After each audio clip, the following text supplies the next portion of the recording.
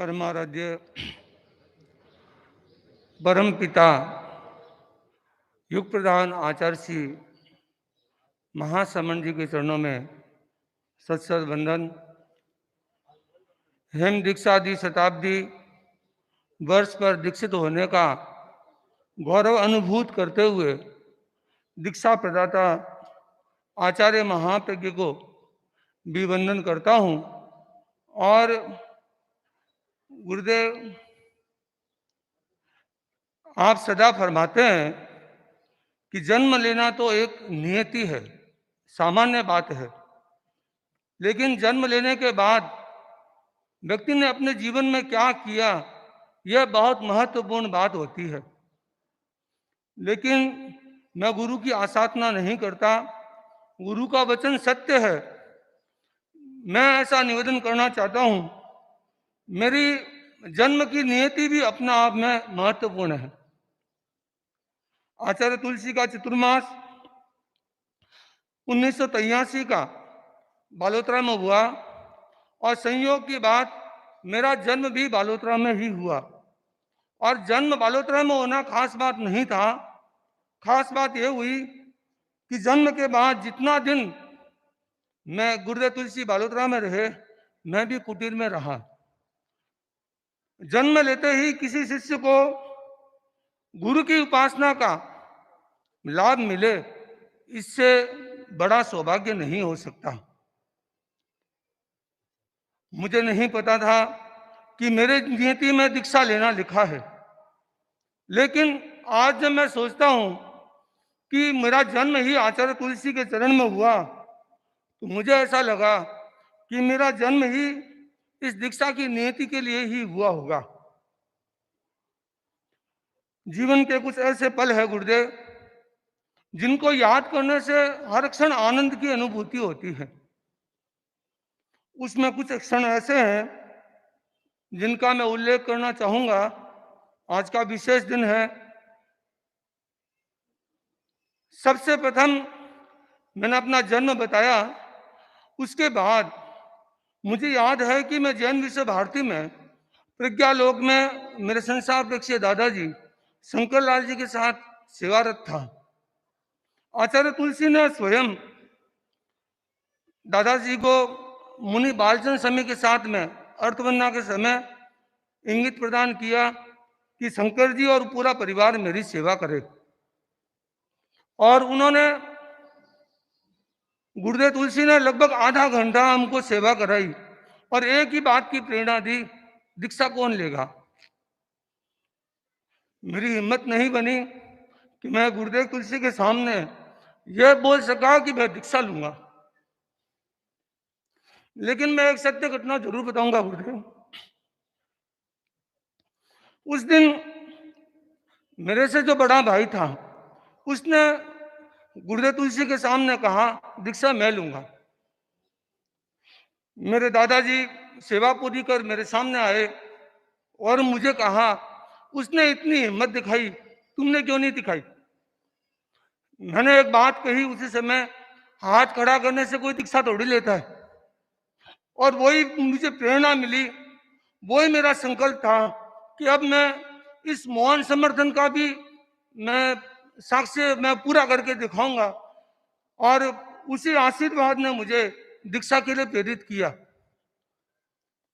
मुझे नहीं पता कि मैं आचार्य तुलसी के श्री चरणों में समर्पित हुआ मुमुक्षु बनने के लिए। गुरुदेव तुलसी ने केवल 18 दिन का निरीक्षण किया और 18वें दिन 15वें दिन मेरे को बुलाया, बोला दीक्षा लेना है, धन पक्का है। मैंने कहा गुरुदेव पक्का है कि नतीले को बुला लो। नतीले आए, पिताजी आए और पिताजी को गुरुदेव ने फरमाया, मैं वहीं था, आज भी मुझे शब्द याद है। गुरुदेव ने, पिताजी ने कहा कि गुरुदेव अभी तो 15 दिन हुआ है, बच्चा छोटा है। आचार्य श्री तुलसी ने जो शब्द फरमाया कि तुमको क्या पता योग्य कौन होता है, योग्य कौन होता है, मुझे पता है। मैं कहता हूं दीक्षा दो। और वो शब्द पिताजी के अली आश्वासन का शब्द बना और पिताजी ने तुरंत हाँ भर दी। 3 दिन बाद मेरी दीक्षा फरमाई। केवल 18 दिन में मुमुक्षु काल रहा और 18 दिन में ही गुरुदेव तुलसी ने मुझे दीक्षा की आज्ञा प्रदान की। आज्ञा प्रदान करने से पूर्व मैं ये बताना इसलिए जरूरी समझता हूं गुरुदेव कि आचार्यों के वचन में सिद्धि कितनी होती है। पिताजी ने कहा कि इतना छोटे बच्चे को दीक्षा दूंगा, कहीं परिवार वाले क्या बोलेंगे।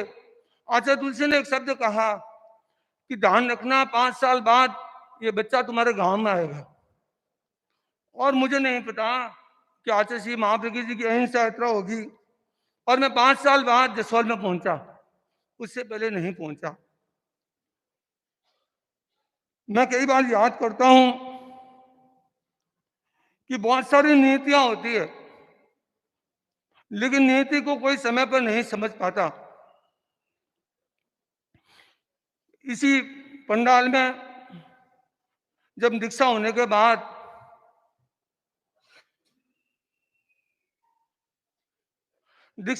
बाद हम लोग यहाँ इस ठिकाने में पहुंचे और महासमन मुदित कुमार जी के आप श्री ने ही हमें अपने कक्ष में ले गए, हमें विश्राम करवाया, आहार करवाया। और शाम का समय जब संतों को संरक्षण देने का समय आया तो मेरा शायद भाग्य नहीं मान रहा होगा, मुझे किसी संतों के दूसरे संतों के पास, वो भी अच्छा ही था, मैं बुरा नहीं मानता, क्योंकि वह संत आचार्य श्री महाप्रज्ञ जी के सेवा में थे और वे आचार्य श्री महाप्रज्ञ जी हो सकता है कि मुझे खुद की सेवा में रखना चाहते होंगे, किंतु उन संतों ने ही संयोग से कहा कि मैं नहीं संभाल सकता, मेरे पास अभी अन्य काम बहुत है। लेकिन मेरा भाग्य कितना अच्छा था कि गुरुदेव ने तत्काल फरमाया, आचार्य श्री महासम्मन जी ने, कि इसको भी मैं ही संभालूंगा।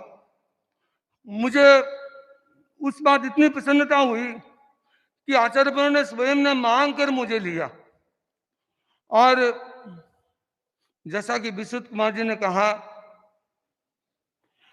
कि दीक्षा से पूर्व कोई अनुभूति नहीं थी, न कोई खास अनुभव था, न बोलने का, न लिखने का, न पढ़ने का। मारवाड़ में पैदा हुए, च स का कोई भेद भी नहीं था, लेकिन वो सारा भेद, सारा ज्ञान यहीं आकर किया। और वह सब जो भी किया गुरुदेव आपकी कृपा से किया। आपसे ने हमारे जीवन में जितना विश्वास दिया, जितनी कृपा दी, उसके लिए कोई भी शब्द नहीं है। आचार्य श्री महाप्रज्ञ जी, मैं मानता हूं कि मैं शायद उनकी सेवा में साज में तो नहीं रह सका, लेकिन 14 साल शायद ही ऐसा कोई समय आया होगा कि मैं उनकी सेवा में नहीं रहा। और उनकी खूब कृपा रही।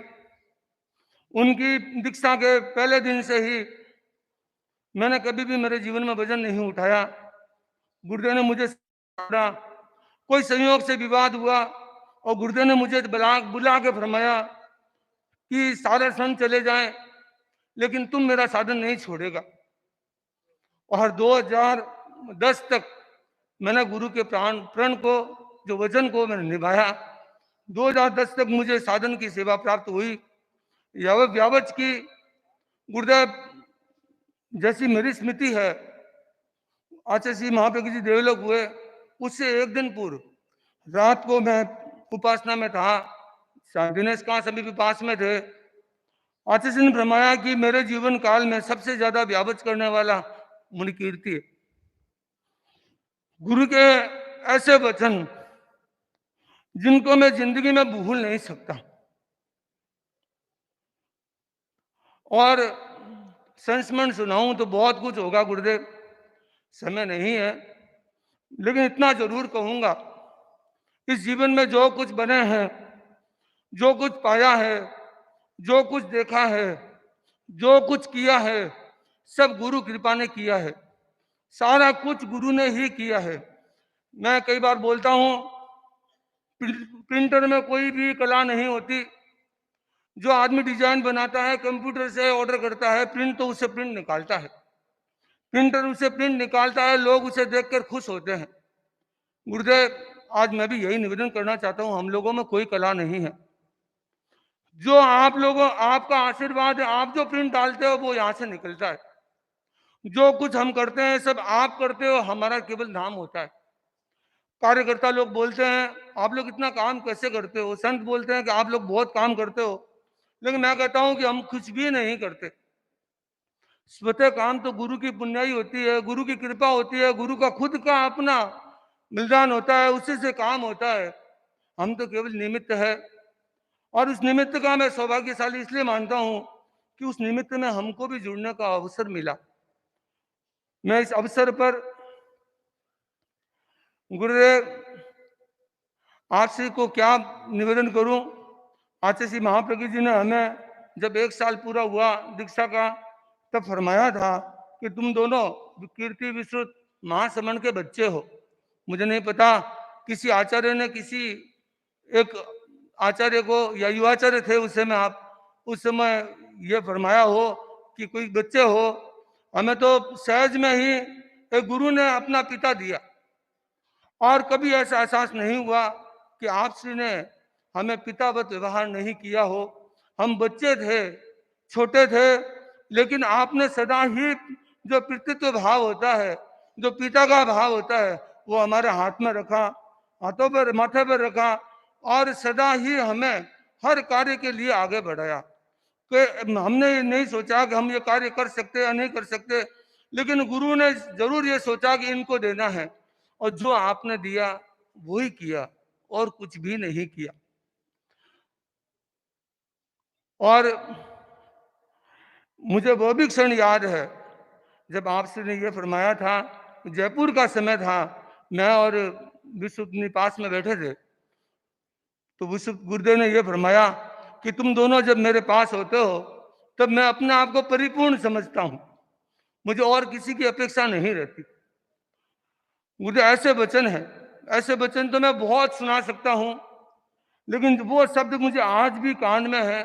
जसोल के प्रवेश के दिन और कलकत्ता केलवा के प्रवास में भी गुरुदेव ने फरमाया कि कीर्ति और विशुद्ध मेरी छाया की तरह रहते हैं। गुरुदेव, और कोई चीज को अलग करना आसान है, लेकिन शरीर की छाया को अलग करना आसान नहीं है। आपने ये जो शब्द दिया, मानो हमारा जीवन कृतार्थ हो गया। एक गुरु के शरीर का छाया बनना, हमें नहीं पता कि हमारे में इतनी योग्यता है या नहीं है, लेकिन यही कामना करता हूं ये छाया जिंदगी भर आपके साथ रहे, और आपकी कृपा हमारे पर बनी रहे। इस 25 वर्ष में आप श्री की और तीनों गुरुओं की हमारे पर जीवन पर बहुत कृपा रही है। उसका ऋण हम जिंदगी भर नहीं उतार सकते, 7 जन्म ले तो भी नहीं उतार सकते। लेकिन गुरुदेव, आपने मुनिश्री ऋषभ कुमार जी स्वामी और मुनिश्री कुमार संबंधी स्वामी के संरक्षण में हमको रखा। उन दोनों के बारे में भी मैं ये निवेदन करना चाहूंगा कि उन दोनों का भी उपकार हम नहीं उतार सकते। उन्होंने हमारा जैसा संरक्षण किया, जैसा हमारा निर्माण किया, जैसा हमारा प्रदर्शन किया, मुझे लगता है ऐसा कोई नहीं कर सकता। इतना सपोर्ट, कोई भी कार्य करने की आवश्यकता नहीं है, केवल एक ही कार्य करना है, गुरु सेवा। और खास बात गुरुदेव विशुद्ध मुनि ने बताया कि हमको कुछ भी नहीं पता कि हमारा वस्त्र कितना है, सोना कहाँ है, उतना कहाँ है। एक मेरी स्टोरी नहीं है, विशुद्ध मुनि की स्टोरी नहीं है, हमारे साथ भी ऐसा ही हो रहा है, और वो सब कुछ ऋषभ कुमार स्वामी की कृपा है। आज भी इतना ही स्नेह है, इतना ही प्यार है, इतना ही अपनत्व है। और जो हमारा 72 जो नाम लिए गए, बोले नमन मुनि, पार्श्व मुनि, प्रिंस मुनि, नम्र मुनि, विनम्र मुनि, केसी मुनि, वर्धमान मुनि, मिठू मुनि, गौरव मुनि, मैं किन किन का नाम कोई छूट नहीं जाए, खुश मुनि, छोटे संत भी, सबका इतना स्नेह है कि कभी नहीं होता कि हमारी चित्त समाधि में कोई तकलीफ आती हो। इतना सब कुछ सहयोग और आचार्य की कृपा और आशीर्वाद, इसी का ही परिणाम है कि हम लोग कुछ कर पाते हैं। मैं क्या कार्य करता हूँ, क्या आपने हमको सौंपा, भले बड़े से बड़ा कार्य हो, भले रास्ता हो, जैनी से भारती हो, मैं इन सबको बहुत छोटा समझता हूँ। मैं तो ये समझता हूं कि कम से कम इन सब कार्यों के कारण मैं आपके पास हूं, आपके मैं योग्य हूं, वो मेरे लिए बहुत बड़ी महत्वपूर्ण बात है। ये कार्य कोई वैल्यू नहीं है, काम भले ही छूट जाए, आपकी सेवा नहीं छूटे। ऐसा आशीर्वाद रहे कि कार्य से ज्यादा न मान चाहिए, न इज्जत चाहिए, न अलंकार चाहिए, कुछ भी नहीं चाहिए। बस एक ही चीज चाहिए, आपकी सन्निधि, आपका ऐसा आशीर्वाद रहे। ये जो जीवन के प्राण है वो आपके चरणों में ही पूरे हो, और आपके ये जीवन का हर प्राण आपके प्रण की सार्थकता में लगे, सफलता में जुड़े। उससे ज्यादा हमारे जीवन में कोई भी आकांक्षा नहीं है।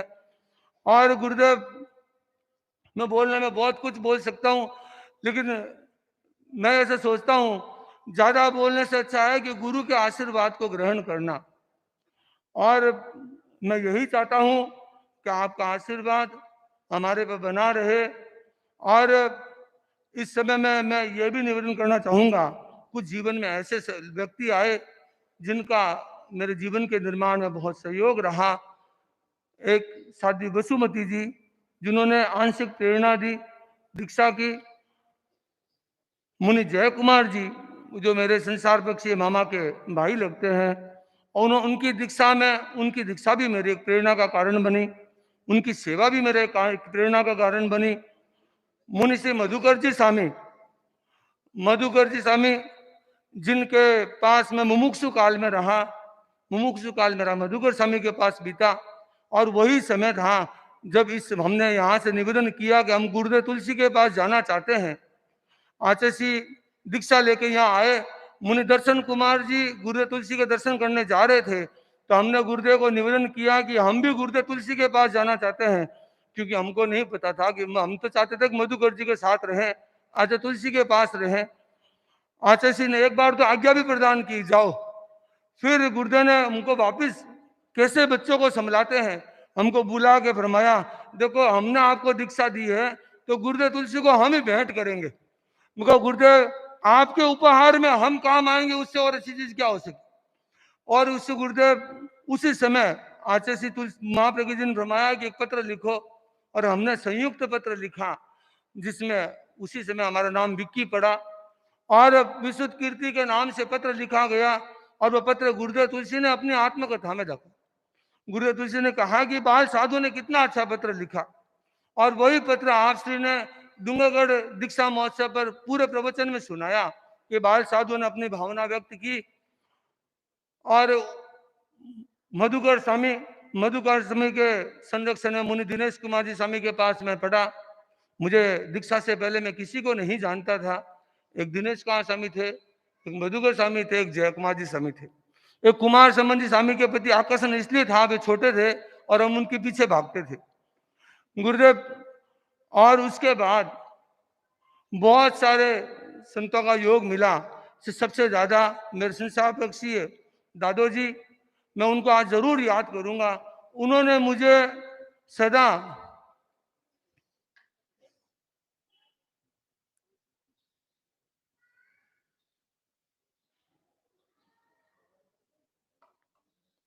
दादा और दादी वो सदा गुरुकुलवास में सेवा करते, और वे एक ही बात घर पे आके बोलते कि कोई तो हमारे घर से भी दीक्षा लो जिनके पास हम बैठ सके, हमारे धर्म संघ में सिर हो सके। बस वो एक प्रेरणा, वो रोज रोज प्रेरणा देना।